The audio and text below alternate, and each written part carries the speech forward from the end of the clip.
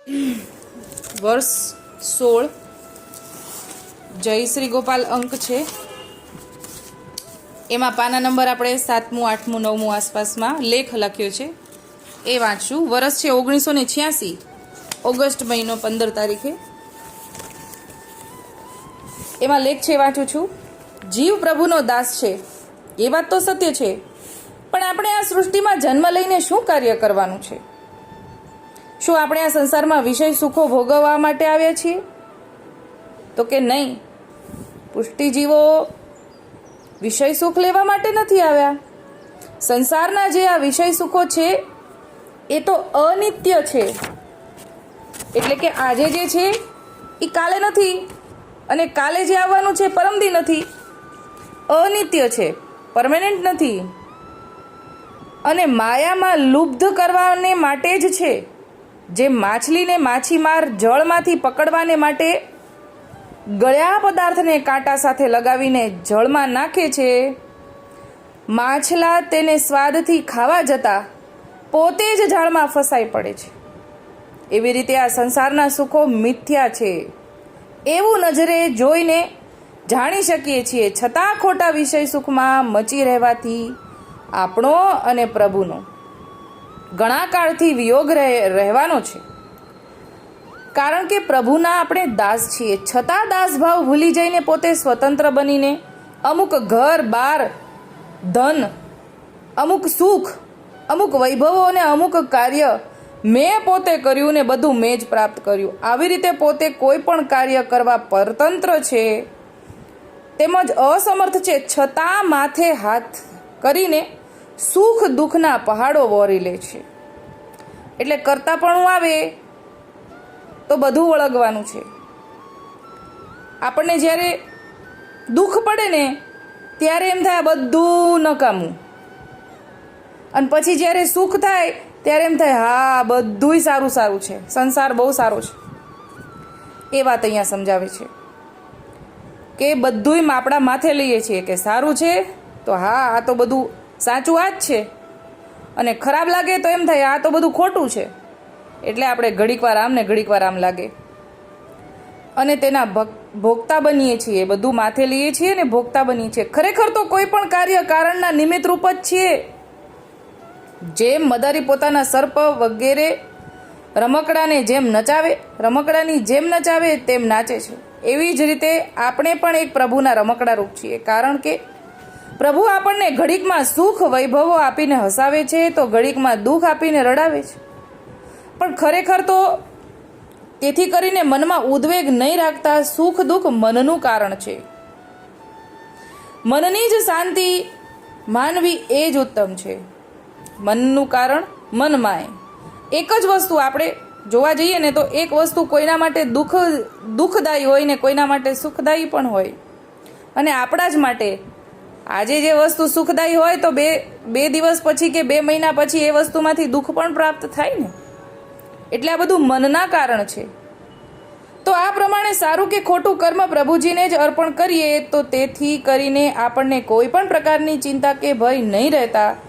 તેની ચિંતા આપણા જે પ્રભુ તેને જ રહે છે.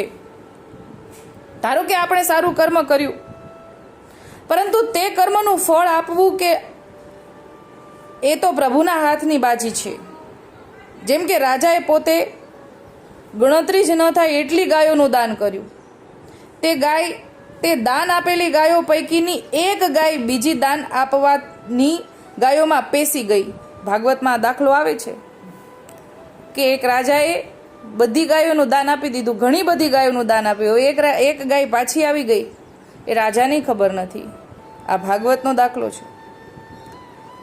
અને એ પાછી આવેલી ગાય બીજાને દાન અપાઈ ગઈ, અને તે ભૂલ માત્રથી ભલે જાણીએ અજાણીએ ફરીવાર દાન આપેલું દાન અપાઈ ગયું. આ ભૂલને કારણે એ રાજાને કાચિંડાનો અવતાર લેવો પડ્યો. આ વિગતવાર આપણે વાત સુબોધિનીજીમાં લખેલી છે. અત્યારે આપણે આ ઉદાહરણ આટલું જ છે અહીંયા, પણ આનું અનુસંધાન લઈ લઈએ કે રાજાએ બહુ દાન કર્યું, એની સામે દાનને ફરીવાર દાન, જે ગાય ભૂલથી પાછી આવી ગઈ, જે દાન કરી રહ્યાને ખબર જ નથી, હવે એ બીજી ગાય જે ફરીવાર આવી ગઈ ને એ બીજા બ્રાહ્મણને આપી, એને એ જ ગાય. હવે એ બંને બ્રાહ્મણ મળ્યા, એ બંને જેને ગાય આપી છે ને એ બે મળ્યા. તો કે આ તો મારી ગાય છે, મને ગાય દાન દીધી છે. તો ઓલા કે ના, મને દાન દીધી છે રાજાએ. એટલે રાજા પાસે જાય છે.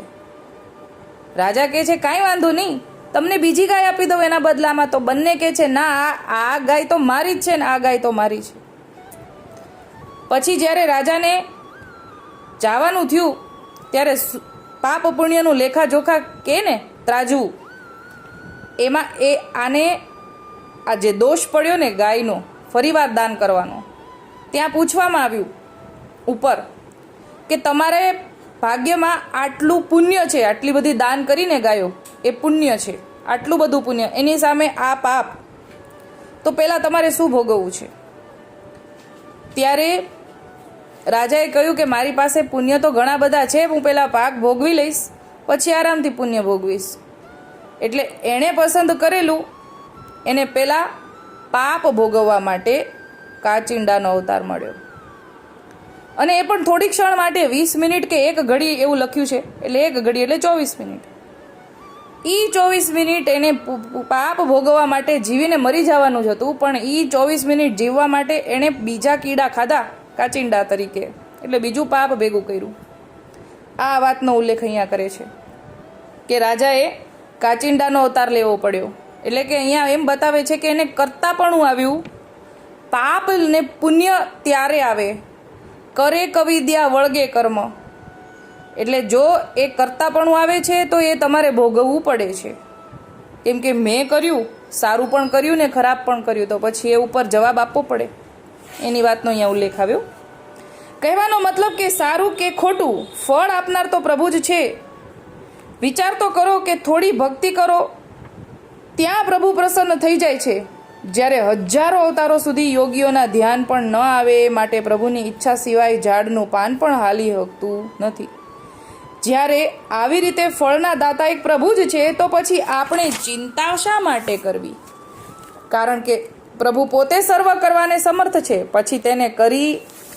પછી તેથી કરીને આપણે હાથ જોડીને બેસી રહેવાનું નથી જ, પરંતુ પ્રભુની સેવા ભક્તિ, સંસાર વ્યવહાર તથા ઉદ્યમ તો કરવો જ જોઈએ.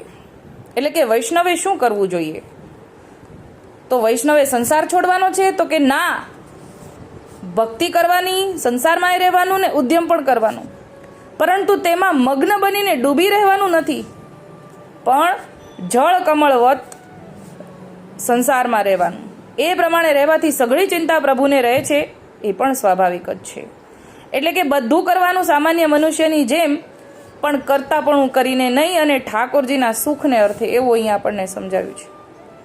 જેવી રીતે અજગર, સિંહ વગેરે પ્રાણીઓ પણ આળસુ હોઈને નિર્વાહને માટે ચિંતા કરતા નથી, તો પણ તેનું પોષણ પ્રભુ કરે જ છે ને. આપણે ધોળમાં આવે જ ને, કીડી કુંજરને વાલો પાતળ પૂરે. એટલે કીડીથી લઈને હાથી સુધી ઠાકોરજી આપણા પોતે બધાયનું પોષણ કરવાવાળા છે.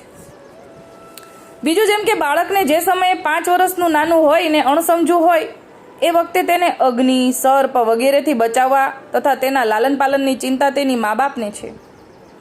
એવી જ રીતે પ્રભુના આપણે દાસ થઈને રહીએ, અણસમજુ છીએ, તો આ જે ત્રિલોકનો નાથ આખી સૃષ્ટિના જીવોનું પાલન પોષણ કરે છે, તો તેના દાસનું શું પોષણ નહીં કરે? બલકે જરૂરથી સારી રીતે કરશે. શા માટે નહીં કરે? પ્રભુ તો આપણા હિતમાં જ કરે છે, પરંતુ આપણને જ વિશ્વાસ નથી. દ્રઢ વિશ્વાસ હોય તો જ્યારે સૃષ્ટિના જીવોની ચિંતા તેને છે, તો તેના ભક્તોની તો રહે જ, તે એમાં કાંઈ નવાઈ નથી. ભગવદ નામ બહુ અમૂલ્ય અને અમોઘ છે. તે નામ લેવાનો પણ જીવ અધિકારી નથી, કારણ કે જીવ તો દોષથી પૂર્ણ છે અને પ્રભુ ગુણથી પૂર્ણ છે. એટલે કે અહીંયા બરોબરી નથી થતી, બરોબરી થઈ ન શકે, કેમ કે આપણે તો સદોષ છીએ અને ઠાકોરજી તો નિર્ગુણ છે. પ્રભુ ગુણથી પૂર્ણ છે. જ્યાં તેજ હોય ત્યાં અંધકાર ક્યાંથી હોય? એમ જીવ અંધકાર રૂપી અજ્ઞાનથી, દોષથી ભરપૂર છે. એટલે કે આપણે અંધારામાં હોય તો ત્યાં પ્રકાશનો અભાવ છે, એટલે અંધકારમાં છીએ. અંધકાર એટલે આપણું અજ્ઞાન, હું કરીએ છીએ ને અંધકાર સમજાવે છે.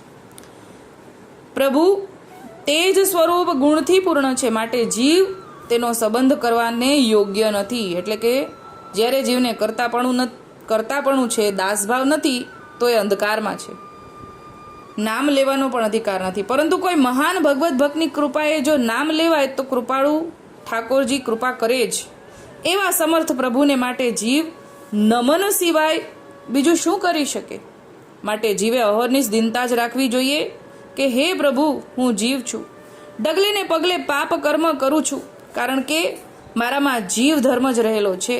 જીવ સદાને માટે દોષ નિદાન છે, પણ આપ તો કૃપા નિદાન છો. આપે કૃપા કરવી એ આપનો સહજ ધર્મ છે. અહીંયા આપણને કરતાપણું ન રાખવા વિશે સમજાવે છે કે આપણે જો મેં કર્યું, સારું મેં કર્યું ને ખરાબ તે કર્યું, એટલે કે કરતાપણું સામેવાળાનું કરતાપણું નથી ને મારું પણ કરતાપણું. કરતુમ અકર્તુમ અન્યથા કરતુમ સમર્થો ઈ મારા ઠાકોરજી છે, એવો ભાવ આવી જાય તો લૌકિકમાં પણ અલૌકિકમાં પણ કે ધંધાકીય રીતે બધી જગ્યાએ આપણી દ્રષ્ટિ અલૌકિક થઈ જશે અને એમાં કર્મ વળગતા નથી, એ સમજાવે છે. કક્કોમાં પણ આપણને એ જ સમજાવે છે કે કર્મ ત્યાં નહીં વળગે, પણ આ રાજાને પુણ્ય જોતું હતું, એ પુણ્ય કરવા દાન કર્યું અને દાન કર્યા પછી એ પુણ્ય પણ ભોગવવા માટે પૂછવામાં આવ્યું ને પાપ પણ ભોગવવા માટે પૂછવામાં આવ્યું. તો એ પાપ પણ વધારો થતો ગયો, કેમ કે એને ભોગવવા માટે પણ બીજું પાપ કર્યું. તો આપણે કરતાપણું ન કરીએ તો આ બધું કંઈ ભોગવવાની જરૂર નથી. ઠાકોરજી એવા કૃપાળુ છે કે આપણને પુષ્ટિ માર્ગમાં લાવ્યા, જેમાં નિસાધનતાનો માર્ગ છે. તો નિસાધન બનીને દિનતા